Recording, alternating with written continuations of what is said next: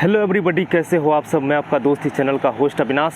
आज मैं चर्चा करने वाला हूं एयरफोर्स के मेडिकल के बारे में कि मेडिकल में क्या क्या पॉइंट मिलता है और कहां पर सभी को प्रॉब्लम होती है। हम मेडिकल के बारे में फुल डिटेल में आज हम चर्चा करेंगे। जैसा कि हम आपको बता चुके हैं कि एग्ज़ाम कैसे निकले, उससे रिलेटेड हम वीडियो फेज़ 2 तक का जो प्रोसेस हुआ था, जीडी कैसे निकला, टोटल चीज़ पर हम वीडियो बना चुके हैं। आपको पता होगा जैसा कि हम प्लेलिस्ट में जर्नी ऑफ इंडियन एयरफोर्स नाम का प्लेलिस्ट है, आप जाकर उसमें से 4 से 5 वीडियो उसमें ऑलरेडी है। फेज़ 2 तक आपको कहीं पर भी प्रॉब्लम होने की कोई ज़रूरत नहीं है, ठीक है, क्योंकि आपको फेज़ 2 तक अब कहीं पर भी प्रॉब्लम नहीं होगा अगर आप पूरा वीडियो देख लेते हैं तब। आज हम चर्चा करने वाले हैं मेडिकल में क्या क्या मेरे साथ हुआ था, उसके बारे में हम चर्चा करते हैं। जैसा कि आपको पता होगा कि फेज़ 2 मेरा बिहटा में हुआ था और मेडिकल मेरा गोरखपुर में हुआ था। कुछ पॉइंट मिल जाने के कारण हमको कानपुर जाना पड़ा और कानपुर में जाकर हम फिट हुए थे। तो एज अ प्रूफ आपको पहले हम दिखा देते हैं कि हमको जब गोरखपुर गए थे, ठीक है, तो गोरखपुर में बदकिस्मती ख़राब होने के कारण हमको ये रेड कार्ड मिला था, ठीक है। ये जो रेड कार्ड होता है आप देख लीजिए, हम फुल डिटेल तो नहीं दिखा सकते हैं, समझ सकते हैं कि 3-4 पेज जो है इसमें रेड कार्ड लगा हुआ और एक ठो है बैंक का चालान है, ठीक है। मतलब ये 3 पेज जो होता है ये तब मिलता है जब आपको मतलब कुछ पॉइंट मिल जाने के कारण आपको मतलब दूसरा जगह आपको मेडिकल के लिए भेज दिया जाता है। जैसा कि हमको गोरखपुर से कानपुर भेज दिया गया था, तो हमको यही रेड कार्ड दे के भेजा गया था, ठीक है। मतलब रेड कार्ड मिल जाने के कारण आप ये नहीं कि आप डायरेक्ट अनफिट हो गए, डायरेक्ट अनफिट वालों को भी रेड कार्ड ही मिल रहा था और कुछ को रीमेडिकल तो सबको मिलता है, ठीक है। कुछ डायरेक्ट अनफिट हुए थे तो वो अलग बात है, लेकिन ज़्यादातर को रीमेडिकल ही मिला था, ठीक है। तो चलिए हम डिटेल में चर्चा करते हैं और फिर ये दिखा देते हैं कानपुर में जाकर हमको ये ग्रीन कार्ड मिला था, ठीक है।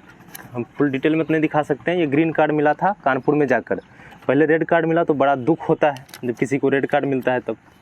फिर जब ग्रीन कार्ड मिल जाता है तो वसूल हो जाता है, मतलब जितना दुख हुआ वो सब वसूल हो जाता है ग्रीन कार्ड मिल जाने के बाद।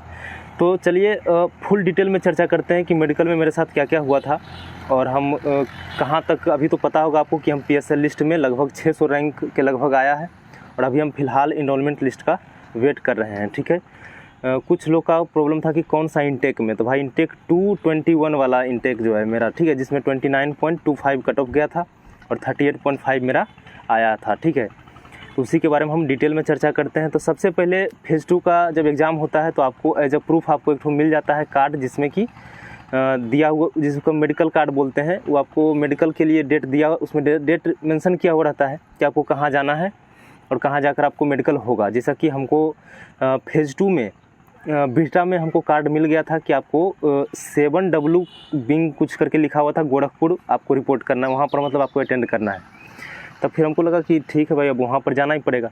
तो गोरखपुर हम एक दिन पहले पहुँच गए थे, 2-3 दोस्त थे साथ में, जो बेचारा का मतलब हो गया था फेज़ 2 कंप्लीट। उसके बाद सबका सस्पिशन कि भाई चलो मेडिकल में देखते हैं क्या होता है। वहाँ सब मिल के सब दोस्त के साथ गए थे एक दिन पहले ही। वहाँ पहुँचने के बाद अब पहले हम देख लिए थे कहाँ पर होगा मेडिकल जांच, कहाँ पर होगा सबका। तो पता था एक ठो गोरखपुर में एक ठो एयरफोर्स हॉस्पिटल है, तो पहले हम हॉस्पिटल चल गए थे। तो भाई बोले कि यहाँ नहीं आपका होगा, जाइए आपको मैंने स्टेशन जहाँ पर जो क्या लिखा हुआ है हम देख के बता देते हैं। एयरफोर्स हॉस्पिटल है, station Medicare centre air force station Kanpur, यानी चकेड़ी कानपुर। अच्छा, ये तो कानपुर वाला है, तो वहाँ जाना था हमको मेडिकल में। बल्कि ये हुआ कहाँ था भाई, डिटेल में तो लिखा हुआ नहीं है, मतलब छोड़िए, गोरखपुर में जो भी हुआ था, ठीक है। गोरखपुर में हमको मतलब अनफिट सर्टिफिकेट मिल गया था, रेड कार्ड। तो वहाँ शुरुआत हम चर्चा करते हैं कि सबसे पहले जब आपको इंटर करना है, गेट के अंदर जाना है, टाइम से ही पहुँच जाना है, लेट नहीं करना है। अगर आधा घंटा तक लेट करते हैं तब तो हो चलता है, लेकिन टाइम अगर हो जाए तो आप एकदम बिल्कुल टाइम से पहुंच जाइए, क्योंकि भाई एयरफोर्स में आपको टाइम मैनेज करना या टाइम का ही बहुत बड़ा वैल्यू होता है। और एक ठो उसमें जो है बहुत मतलब डिसिप्लिन बहुत मायने रखता है। आप कोई भी टाइम वेस्ट वहाँ मत कीजिए, टाइम के अनुसार आप पहुँच जाइए वहाँ पर पहुँचने के बाद बहुत 1-1.5 घंटा लेट किए थे अंदर ले जाने में। फिर आपको जब अंदर ले गए, तो अंदर ले जाने के बाद आपको बोलते हैं कि भाई सब अपना बैग उग रख दो अपना जगह। सब बैग लेके अंदर गया था, यही कार्ड चेक कर रहे थे, मतलब वो मेडिकल वाला कार्ड देखते हैं और आधार कार्ड देखते हैं आपका, बाकी आपको अंदर जाने के लिए दे देते हैं। तो अंदर जाने के बाद आपको बैठाते हैं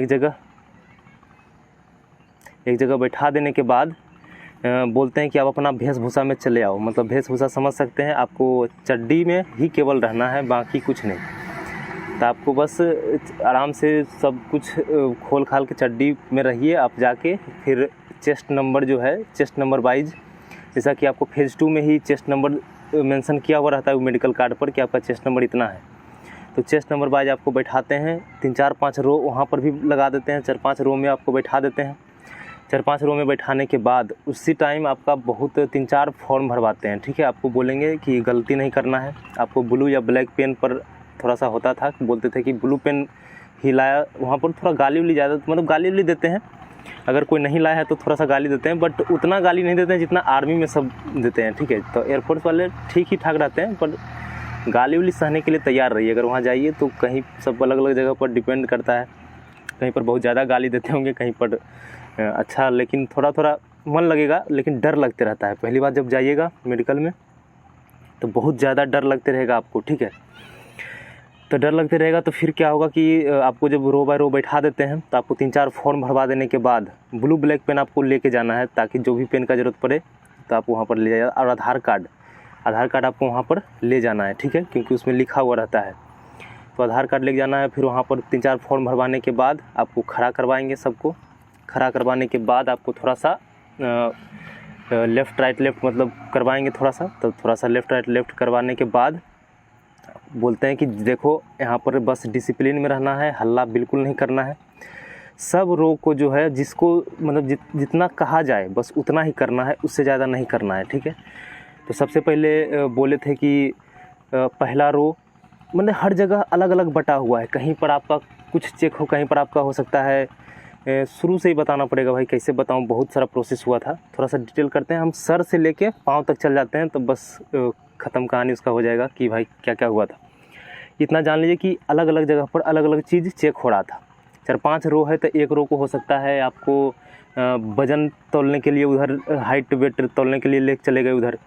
किसी रो को हो सकता है कि आपका उठी बैठी करवा रहे हो, किसी का ENT टेस्ट हो रहा हो उधर, कहीं कोई रो को आप हाइड्रोसिल चेक हो रहा होगा, कोई रो में, मतलब अलग अलग रो को अलग अलग जगह पर भेज दिया जाता है, ठीक है। कहीं ब्लड, तो सबसे पहला जब, हाँ ब्लड के बारे में तो हम बता ही नहीं रहे थे। तो सबसे पहले जब आप जाइएगा तो उसके कागज़ होने के बाद, मतलब जो डॉक्यूमेंटेशन होने के बाद, 3-4 फॉर्म भरवा लेने के बाद आपका जो है ब्लड लिया जाता है। मतलब रो बाय रो जाना है सबको।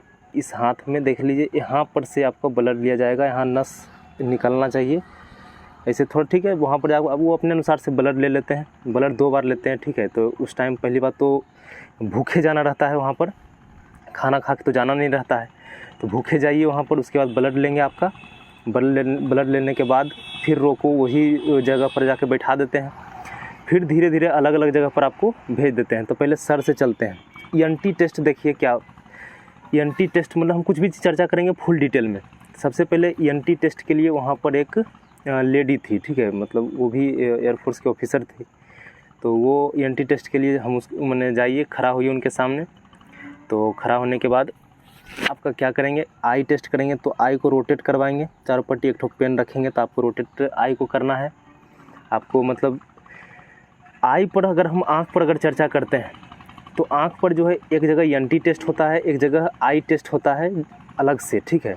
लेकिन जहाँ ENT टेस्ट होता है, जिसको ईयर, नोज और तीत बोलते हैं, ठीक है, तो वहाँ पर आँख को भी थोड़ा सा घुरवाते हैं और ईयर चेक करते हैं। बैक्स नहीं होना चाहिए। मेरा जो पॉइंट मिला था वही ईयर बैक्स में मिला था, इम्पार्टेड बैक्स के रूप में लिखा हुआ है, ठीक है। वही एक पॉइंट मिला था हमको जिसमें कि इम्पार्टेड बैक्स लिखा हुआ है। तो एक कान तो ठीक था, अब एक कान गड़बड़ था, तो हम क्या करें उस टाइम। ऐसे भी लग रहा था कि एक कान से हमको कम सुनाई देता है। साफ़ करवा के गए थे बस नॉर्मल डॉक्टर से। भाई जब आपको मेडिकल में जाना है तो आप भी एकदम पूरा कंप्लीट जाइए, आप जांच करवा लीजिए कहीं पर जाके। हम सजेस्ट कर देंगे वैसा अलग वीडियो में, बट अभी बताना चाहते हैं कि मेरे साथ क्या क्या हुआ। वहाँ पर ENT टेस्ट हुआ, ईयर नोज टेस्ट हुआ। नोज में कुछ प्रॉब्लम होता है, एक DNS प्रॉब्लम नोज में होता है, साइनस होता है, बहुत सारा पॉइंट मिल रहा था सबको। DNS, साइनस और नोज में, अरे भाई पॉइंट तो ऐसा मेडिकल में मिलता है जो कि बच्चा को तो समझ में नहीं आता क्या लिखा हुआ है। मेरा भी इम्पार्टेड बैक्स इस टाइप से लिखा हुआ है कि हम खुद नहीं पढ़ पाए थे कि बैक्स लिखा हुआ या कुछ और। बाद में फिर पूछे थे उनसे, वहाँ के जो ऑफिसर बैठे थे लास्ट में, कि भाई किसी को कुछ पूछना है कि क्या क्या चीज़ है। तो वहाँ पर लास्ट में बहुत देर जब बहुत देर बैठे रहते थे तो वहाँ पर जाके सब पूछ रहा था अपना अपना पॉइंट, सर देखिए क्या क्या पॉइंट है। तब उस पर थोड़ा सा बताए तो भाई बैक्स लिखा हुआ है, ईयर साफ़ करवा के आओ। थोड़ा गाली भी दे रहे थे, भाई कैसा है साला, सब कुछ करवाया, ये बैक्स साफ़ नहीं करवाया तुम। हम बोले और जब मिल गया तब हटाओ, उससे क्या टेंशन लेना है। तो फिर क्या हुआ, ब्लड हो गया, ब्लड लेने के बाद फिर बैठाए वहीं पर, फिर सबको बारी बारी से। कहीं पर ENT टेस्ट में देखिए क्या होता है, नोज टेस्ट होगा आपका, ईयर टेस्ट होगा, बैक्स नहीं होना चाहिए, पूरा क्लियर होना चाहिए ईयर, और नोज में आपका DNS नहीं होना चाहिए। DNS मतलब होता है कि आपका हड्डी टेढ़ा हो, अगर नाक का हड्डी टेढ़ा हो तो वो DNS पॉइंट। साइनस मतलब होता है कि नाक में अगर थोड़ा सा मांस जो है जमा रह गया, जिससे आपको सांस लेने में थोड़ा सा प्रॉब्लम होता है, तो उसको साइनस बोलते हैं। और बहुत सारा प्रॉब्लम होता है, हम उतना नहीं जानते हैं डॉक्टरी के बारे में, लेकिन जो पॉइंट हमको याद है वो बता देते हैं। ईयर में बहुत सारा, ईयर में क्या होता है, ईयर नोज ENT टेस्ट बड़ा ही केयरफुली होता है। कुछ भी रहा पॉइंट मिल ही जाएगा। अगर आपको मेडिकल बहुत ही, एक तरह से समझिए बहुत ही एयरफोर्स में टफ़ होता है, बट यदि आप पूरा 100% फिट हैं तो कोई बात नहीं है, बट अगर फिट नहीं भी हैं तो आप फिट होकर जा सकते हैं, कोई दिक्कत नहीं है। तो वहाँ क्या हुआ कि ENT टेस्ट हुआ, उस टाइम आपको कितना भी कोशिश कर लीजिए कि क्या पॉइंट मिला नहीं पता लगेगा, जब तक आपका फुल टेस्ट नहीं हो जाने के बाद अगला दिन, एक दिन बीच में गैप हो गया था, तो और सस्पिशन वाला दिन कि भाई क्या नहीं, पता नहीं कौन सा पॉइंट मिला नहीं मिला। आपको सब कुछ चेक हो जाएगा, लेकिन किस चीज़ में आपको पॉइंट मिला ये आपके अगला दिन, और जिस टाइम रेड कार्ड बटेगा उसी टाइम पता लगेगा, और ग्रीन कार्ड कि भाई आप सही हो या गलत हो। तो वही हुआ था, ENT टेस्ट हुआ, नाक में थोड़ा सा लाइट जला के देखे थे, और मशीन तो नहीं लगाए थे उस टाइम, मशीनें लगाए थे, उनको एक्सपीरियंस रहता है सब कुछ पहले ही।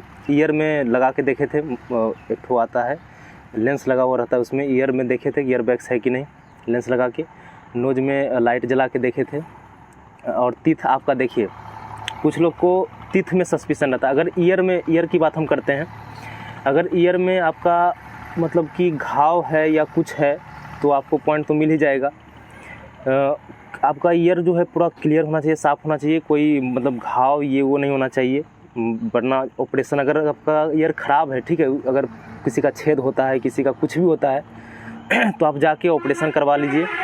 ऑपरेशन करवाने के बाद आपका ठीक हो जाएगा, तब कोई दिक्कत नहीं है। लेकिन ईयर बैग्स नहीं होना चाहिए। ऊपर से ईयर में कोई मैंने उस टाइम ऑपरेशन करवा के जा सकते हैं, कोई दिक्कत नहीं है, क्योंकि मेरा तो बस ईयर बैग्स का प्रॉब्लम था और बाकी तो कहीं पर कोई दिक्कत ही नहीं हुआ।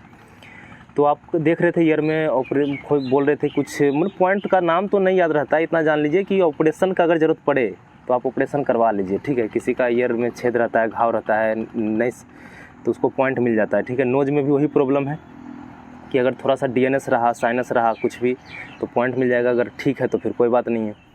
टीथ में जो है 28 टीथ होना चाहिए, मतलब उनका कहना है कि मिनिमम जो है 28 टीथ होना चाहिए। और जैसे कि देखिए उस टाइम तो साफ़ करवा गए थे, अब तो पता नहीं, तो 28 टीथ होना चाहिए। अगर टूटा फूटा भी है एक दो तो चलेगा। टीथ पर उतना ज़्यादा फोकस वहाँ पर नहीं किए थे गोरखपुर में। तो टीथ में साफ़ होना चाहिए। किसी का कीड़ा उड़ा लग जाता है दांत में तो कोई दिक्कत नहीं है, बट साफ़ क्लियर होना चाहिए, दिक्कत नहीं होना। हाँ, दांत के बीच में गैप ज़्यादा नहीं होना चाहिए, ऐसा नहीं कि बहुत ज़्यादा गैप हो, बट अगर 28 है तो दिक्कत नहीं है, ठीक है। ज़्यादा मतलब ऐसा नहीं हो जाए कि बूढ़ा लगिए देखने में कि दांतें टूटा हुआ है पूरा एकदम, बिल्कुल वैसा नहीं, ठीक ठाक है, कोई दिक्कत नहीं। दांत में प्रॉब्लम अगर ऊंच नीच भी दांत है कोई दिक्कत नहीं है। टीथ में आप उतना सस्पिशन में मत रहिएगा। नोज और ईयर ये दोनों ठीक रखिए, ठीक है। एयरफोर्स वाले, फिर आई टेस्ट के बारे में बता देते हैं। आई पर एयरफोर्स वाले आँख पर बहुत ज़्यादा फोकस करते हैं। आपका आँख यदि ख़राब है तब भाई बहुत सस्पिशन है। एयरफोर्स वाले में हम देखें जितना लड़का चश्मा लगाया था रीमेडिकल मिला, और लगभग को मतलब अनफिट ही कर दिया गया था। पता नहीं कोई फिट हुआ होगा, लेकिन आँख वाले पर बहुत ज़्यादा फोकस करते हैं, इतना हम देखे थे उनका। आपको एक ठो आँख जब आई टेस्ट होगा तो उसी टाइम आपका ब्लड प्रेशर भी चेक होगा, ठीक है, क्योंकि आपको कुछ चीज़ पढ़ने के लिए दे देते हैं और आपका ध्यान पढ़ने पर रहता है। इंग्लिश और हिंदी दोनों में लिखा रहता है। 4-5 लाइन लिखा रहेगा, एक लाइन थोड़ा सा कैपिटल, बड़ा कैपिटल में, उससे और छोटा, उससे और छोटा, उससे और छोटा, एक तो इतना छोटा रहेगा कि 6/6 जिसका आई हो वो भी नहीं पढ़ सकता है, मतलब उतना रहता। आपको अब हमको बोले थे कि भाई इंग्लिश या हिंदी कौन सा पढ़ना है, हम बोले सर इंग्लिश, तो तुरंत हिंदी वाले ला के दे दिए कि लो हिंदी पढ़ो। अब हिंदी पढ़ना पड़ा तो कैपिटल से धीरे धीरे लो तक चल गए, डायरेक्ट ऊपर वाला पढ़ो, कभी नीचे वाला पढ़ो, मन रफ्तार में ही पढ़ना है बिल्कुल उसको, मतलब ऐसा नहीं कि लगे कि डरा हुआ है, डर से पढ़ रहा है, वैसा नहीं होना चाहिए। तो उतना करने के बाद आई टेस्ट होगा आपका, उसी से आपका आई टेस्ट हो जाता है कि आप कैसा हैं, कितना 6/8 है, उनका जो भी पॉइंट देना होगा दे देंगे, 6/6 या 6/8 जो भी पॉइंट हो। उतना पॉइंट देने के बाद आपको आगे बढ़ना है। तो अगला प्रोसेस है कि आपका अगर टेस्ट हो, आई टेस्ट अगर हो गया तो उसी टाइम आपका बीपी टेस्ट होते रहता है। तो आपका बीपी टेस्ट उधर कीजिए। तो अगर जैसे कि बीपी के बारे में कहा जाता है कि 120/80 होना चाहिए, ठीक है। तो कभी कुछ ज़्यादा भी हो जाए, कुछ कम भी हो जाए, तो उस टाइम ऐसे भी डरा रहता है, तो उसमें कोई सस्पिशन नहीं है, कोई प्रॉब्लम नहीं है वहाँ पर। कुछ ज़्यादा हो, कुछ कम हो तो कोई बात नहीं है, आराम से आपका मैनेज हो जाएगा। कुछ 1-2 बार टेस्ट कर लेते हैं तो बीपी में आपको चांस है कि अगर बढ़ जाता है, बहुत ज़्यादा बढ़ जाता है, बहुत ज़्यादा घट जाता है, तब दिक्कत है। क्योंकि 2-3 लड़का का बहुत ज़्यादा बढ़ गया था, बहुत ज़्यादा घट गया था, तो उसको बाद में लास्ट में भी जाके अलग से फिर चेक करके उसको दे दिए थे कि भाई ठीक है। कुछ को बीपी में भी पॉइंट मिला था, लेकिन बहुत कम मिलता है, बीपी में पॉइंट बहुत कम मिलता है, ठीक है। तो ब्लड प्रेशर आपका वहीं पर चेक हो जाएगा। और आपको पढ़ना है, बहुत केयरफुली पढ़ना है। आई टेस्ट बहुत ही केयरफुली करते हैं आपको। फिर आई टेस्ट के लिए आगे उधर एक ठो रहता है बोर्ड लगा हुआ, दूर में, बहुत दूर में बोर्ड रहता है। आप जान लीजिए 20 डेग या 20 डेग के बाद आपका एक ठो बोर्ड लगा रहता है, उसमें समझ सकते हैं जैसे कि आपको ABCD उल्टा सुल्टा सब लिखा हुआ रहता है। आपको बस एक ठो छड़ी लेके, स्टिक लेके आपको इंडिकेट करेंगे कि आपको कौन सा आपको जल्दी बताना है, कुछ छोटा कुछ बड़ा रहेगा। तो आपका अगर आई ठीक है, 6/6 है, तो आपको बोलते जाएंगे, बड़ा ही फास्ट करते हैं कि तो कभी H पर रखेंगे, कभी I पर, कभी J पर, कभी K पर, आपको फटाफट बताते जाना है कि क्या असली, कभी अ आ ई ऊ सब हिंदी में भी रहेगा। आपका अगर आई ठीक है तो आपको चश्मा लगा के नहीं देंगे चेक करने के लिए। जो कोई सोच रहे होंगे कि हम चश्मा लगा के देखेंगे, नहीं, वैसा बात नहीं है। आपको ऐसे ही जाना है, आपको चश्मा सब खुलवा के आपका चेक करेंगे कि कितना, उससे भी आप उनको आइडिया लग जाता है कि आपका आई कितना है, 6/12 6/8 पता नहीं क्या क्या होता है। तो उससे आपका उसमें पॉइंट मिलने का अगर रहेगा तो पॉइंट मिल जाएगा, ऐसे अगर पॉइंट नहीं मिलने का रहेगा तो कोई दिक्कत नहीं है। जब इतना दूर हो गया तो ब्लड भी आपका ले ही लिए। ब्लड से आपका क्या होता है, ब्लड सैंपल लेने से आपका टोटल शरीर में कितना बीमारी है, क्या क्या है, वो उसका टेस्ट कर लेते हैं। बाद में फिर कुछ देर बाद जो है यूरिन टेस्ट भी होता है, ठीक है। यूरिन टेस्ट भी आपको बारी बारी से जाना है, फिर बीच में खाना भी खाना है, दिक्कत नहीं होगा कहीं पर खाने पीने में। लेकिन यूरिन टेस्ट भी होगा। उसके बाद सबको बारी बारी से ले जाके थोड़ा सा पुशअप मरवाएंगे, थोड़ा पुशअप 10-20 कहेंगे पुशअप मारो, पुशअप मरवाएंगे, उछलाएंगे, कुदलाएंगे, उनको जो कुदाना जो भी उनका मन करेगा आपको करवाएंगे वहाँ पर। एंटी टेस्ट होने के बाद आपका वेट की, अच्छा हाँ, एक जगह आपको ले जाएंगे, क्या बोलते हैं उसका भाई, चबूतरा टाइप का, वहाँ पर ले जाएंगे। वहाँ पर ले जाने के बाद आपको वहाँ पर खूब उछलाएंगे, कुदाएंगे, वहीं पर इतना आपको कभी उठी बैठी करवाएंगे, पूरा फास्ट एकदम सब कुछ जल्दी जल्दी करना है, पुशअप मरवाएंगे। तो क्या होता है कि बहुत ज़्यादा गर्मी आ जाता है शरीर में। गर्मी आने के बाद क्या होता है कि हाथ में कितना का पसीना, पाम क्या बोलते हैं उसको, पाम स्वेटिंग बोलते हैं या उसको उसी बोलते हैं, वो प्रॉब्लम भी कितना को देखने को मिलता है। आपको एक पैर पर खड़ा करवाएंगे, एक पैर को ऊपर ही रखना है आपको 1-2 मिनट तक। आपका हाथ जो है इस प्रकार से करवा देंगे आपका हाथ। तो आपका हाथ, कभी कभी मेडिकल के पहले डर लगता है कि मेरा हाथ टेढ़ा है, ये है, एंगल मापेंगे, ये वो नहीं करते हैं। आपका हाथ जो डायरेक्ट सीधा करवाएंगे, आपको हाथ को एकाएक ऐसे कर देंगे फट से, मैंने वो देख लेंगे कि आपका हाथ को पूरा जो है चेक कर लेंगे, घुमा फिरा के, घुमाने के लिए बोलेंगे हाथ को, पैर को घुमाने के लिए बोलेंगे, सब कुछ, मतलब उनको जो भी हो, हाथ पैर 2 टंच होना चाहिए, सब कुछ पूरा क्लियर। उछलाएंगे, कुदलाएंगे, उठी बैठी करवाएंगे। अब फिर हाथ को इसलिए ऐसे करने के लिए कह देते हैं कि अब जिसको पसीना आना होगा वो आ जाएगा। लेकिन इसका एक दवाई है कि आप जब पसीना वसीना आने लगे तो एक बार मौका मिले तो आप फट से पोंछ लीजिए, ठीक है, चड्डी उड्डी में पोंछ लीजिए, बस कहानी ख़त्म। और क्या, उससे बचने के लिए बता दिए। इसे तो जिसको आता है उसी को उतना मेहनत करने के बाद, उतना कूदने के बाद लगभग सबका कुछ ना कुछ आ जाता है, बट ज़्यादा नहीं आना चाहिए, कितना तो परेशान हो जाता है, वैसा नहीं होना चाहिए, ठीक है। तो पाम स्वेटिंग नहीं होना चाहिए। उतना करने के बाद फिर क्या हुआ था हम सब के साथ, हाँ, आई टेस्ट भी हो ही गया, तो पाम स्वेटिंग हो गया। इतना करने के बाद आपको जो है, हाँ, फिर एक्सरा चेक करने ने उसी टाइम फिर आपका हाइड्रोसिल भी चेक हो जाएगा। हाइड्रोसिल तो बीमारी का नाम है, हाइड्रोसिल नहीं, मतलब समझ सकते हैं। आपका चेक होने के लिए जाएगा, वहाँ जाने के बाद आपको एक ठो पर्दा टाइप का लगा हुआ रहेगा। सब तो एक ही भेष में है, सब तो अपने कैटेगरी का आदमी है, डरना वरना नहीं है, आराम से जाना है। आपको जो है बारी बारी से जाना है, कहेंगे खुद खोलो, आगे पीछे कीजिए, वो आपका चेक कर लेंगे। 2 छेद देखते हैं, ठीक है, 2 छेद नहीं होना चाहिए, एक ही छेद होना चाहिए।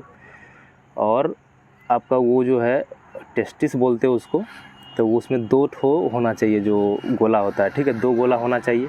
वो आपको पकड़ के चेक कर लेंगे, आपको आगे पीछे खुद करने के लिए बोलेंगे, आपको करना है। और जल्दी जल्दी, बस ये काम बहुत जल्दी होता है, ठीक है। हाइड्रोसिल वाला में जिसका बड़ा रहे, पानी भर जाए, ये सब वो सब प्रॉब्लम हो, तो भाई ये सब तो मेडिकल का चीज़ है, हम क्या बता सकते हैं। जिसका था कुछ पॉइंट मिल जाता है हाइड्रोसिल में भी।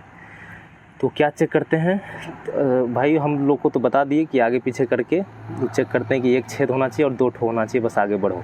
अब बाकी जिसका प्रॉब्लम है उनको पता लग जाता है क्या प्रॉब्लम है। तो जितना भी पॉइंट हो हाइड्रोसिल वाला हो गया। हाँ, फिर आपको सब कुछ पहन लेना है, शर्ट उट जितना भी आप जितना गए थे सब कुछ पहन के आपको फिर एयरफोर्स वाले बस पर बैठा के आपको एक्सरे जांच करवाने के लिए आपको एयरफोर्स हॉस्पिटल ले जाते हैं गोरखपुर में।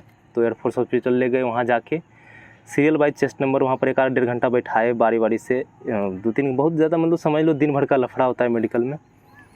तो वहाँ पर एक्सरा चेक हुआ, तो एक्सरा चेक हो, मतलब जाके एक ठो जगह रहेगा, वहाँ पर चेस्ट नंबर आपका लिखा हुआ रहेगा और आपको जाके वहाँ चिपक जाना है, मतलब एकदम चिपक जाना है। तब आपका जो है छाती का जो है एक्सरा टाइप का आपको वो स्कैन कर लेते हैं, ठीक है।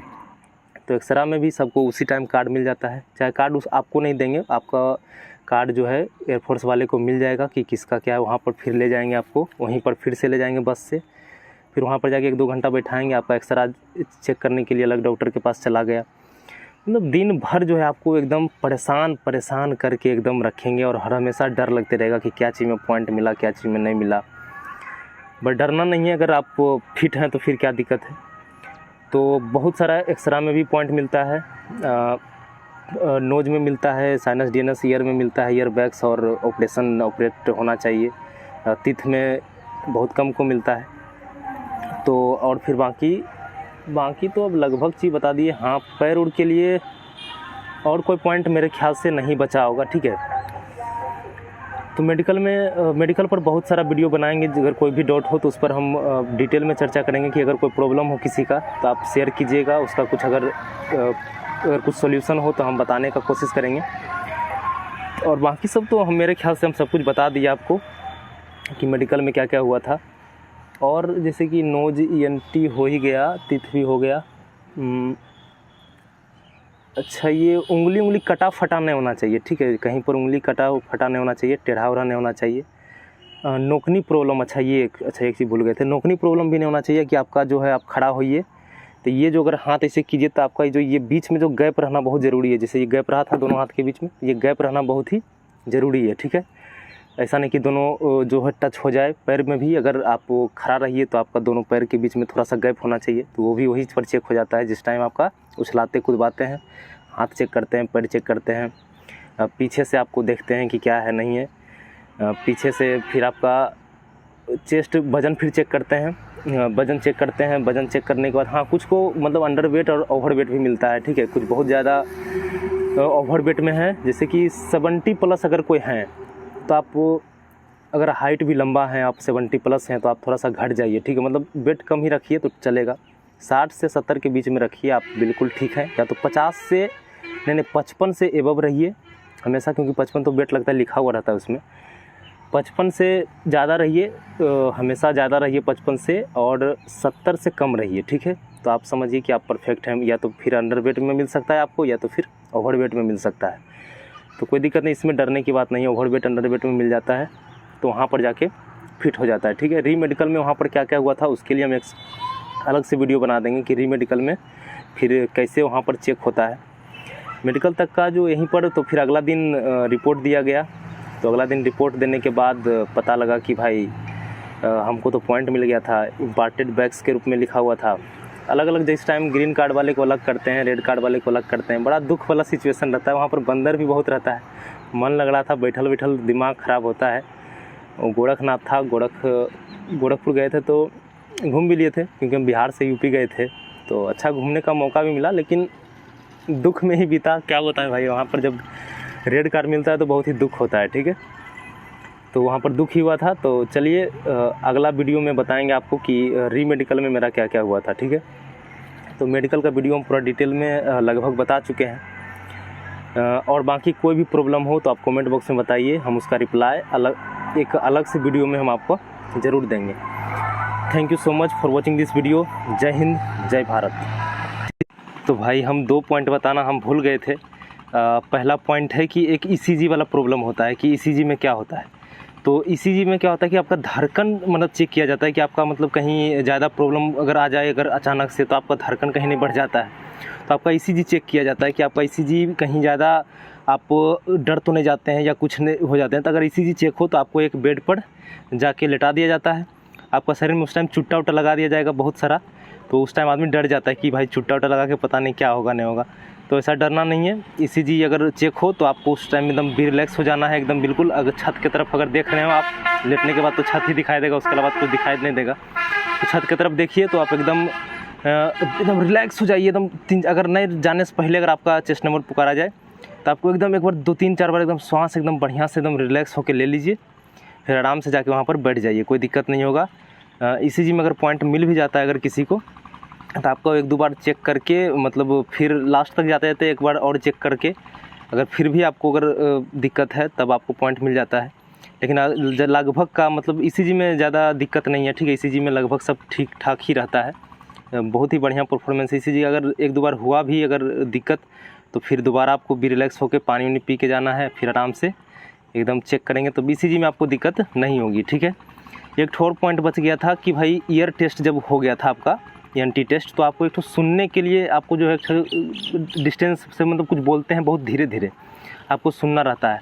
हम लोग को जब वीडियो देख के गए थे मेडिकल वाला तो उसमें बोला था बस एक रूम में जितना गैप हो ई कोना से वो कोना के बीच में अगर गैप हो तो आप उतने के बीच में आप धीरे धीरे कोई बोले तो आपको सुनना है।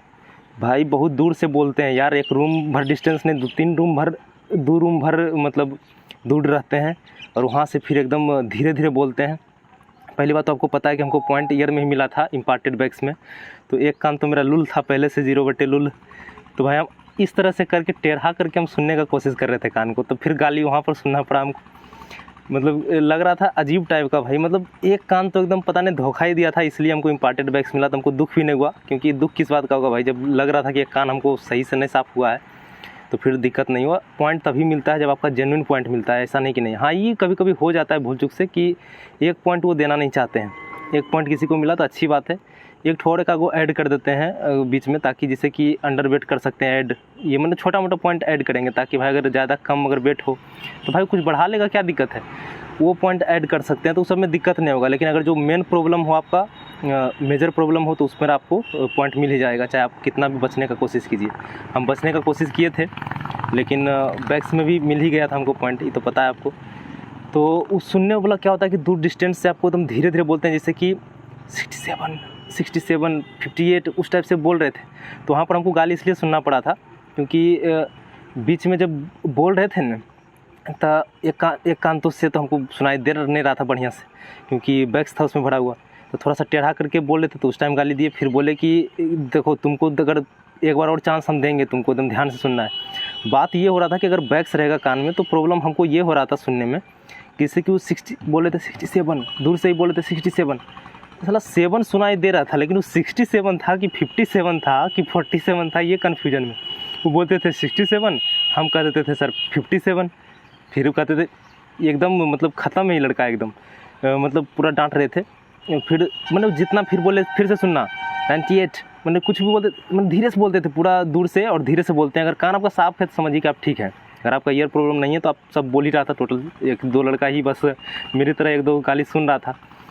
तो बाकी क्या हो रहा था, जिसके बैग्स वाला प्रॉब्लम था वो गाली सुन रहा था। ठीक है, तो उसमें क्या होता है कि अगर बैग्स रहा तो आपको सुनने में प्रॉब्लम हो जाएगा। तो 67 या 57 बोले थे, एक बार 98 बोले थे तो हम बोले थे सर 68, वो बोले कि एकदम ही ख़त्म है ये, तुम थोड़ा साइड रो। कुछ देर हमको साइड भी करवाए। लास्ट में फिर बोले थे अगर लास्ट रो है, अगर इसमें ये लास्ट रो वाला में अगर हम तुमको फिर पूछेंगे, ऊपटी घुरवा देते हैं, उल्टा साइड घुरवा देते हैं और पीछे से बोलते हैं, आपको सुन के बोलना रहता है।